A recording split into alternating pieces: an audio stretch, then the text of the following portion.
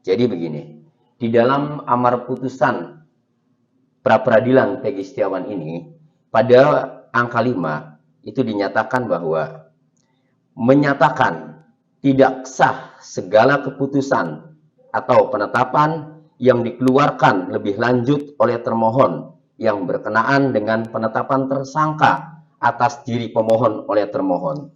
Nah, jadi berdasarkan amar putusan nomor 5 yang menyatakan tidak sah segala keputusan atau penetapan yang dikeluarkan lebih lanjut oleh termohon yang berkenaan dengan penetapan tersangka atas diri pemohon, itu berarti ini sudah terkunci.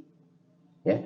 Berarti Peggy Setiawan dalam kasus pembunuhan Pina Eki ini, Peggy Setiawan klien kami ini, tidak dapat ditersangkakan lagi.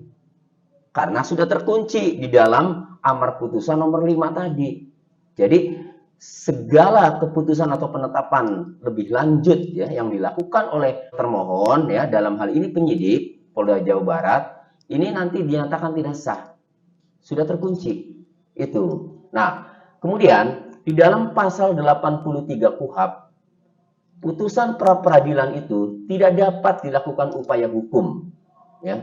Sehingga putusan pra-peradilan atas nama Peggy Setiawan yang menyatakan penetapan tersangkanya itu batal demi hukum, kemudian tidak dapat ditersangkakan lagi berdasarkan amar putusan nomor 5 ya.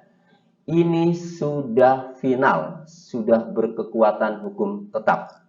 Itu. Jadi, kalau ada pendapat-pendapat ya yang mengatakan bahwa Peggy Setiawan bisa mungkin ditersangkakan lagi karena kemarin yang diputus adalah persyaratan formil ya yang tidak ditempuh atau hanya baru formilnya saja belum masuk ke pokok perkara. Betul, memang pra-peradilan itu memeriksa terkait dengan formil bagaimana penetapan tersangka. Nah, lalu apakah penyidik kemudian menindaklanjuti lagi berdasarkan putusan pengadilan? Berdasarkan putusan pra-peradilan atas nama Peggy Setiawan ini, kami sebagai penasihat hukum Peggy Setiawan telah mendapatkan satu SP3 ya. Jadi penyidikan terhadap pemohon itu dihentikan. Nah, kemudian yang kedua ya, ada surat pencabutan tersangka ya. Jadi surat pencabutan tersangka ini nah berarti selama ini tersangka yang disandang oleh Peggy Setiawan itu telah dicabut. Berarti Peggy Setiawan bukan tersangka lagi. Kemudian yang ketiga, kami juga mendapatkan surat perintah pengeluaran tahanan. Nah, jadi sebelum Peggy Setiawan waktu itu dibebaskan malam itu, nah, kami mendapatkan 3 surat itu. Surat penghentian penyidikan perkara, ya. Kemudian surat pengeluaran tahanan, yang ketiga adalah surat pencabutan tersangka. Nah, kemudian kami juga mendapatkan salinan bahwa penyidik ya, telah memberitahukan kepada Kejaksaan Tinggi Jawa Barat bahwa status tersangkanya telah dicabut, perkaranya untuk penyidikan tersangka Peggy Setiawan ini telah dihentikan.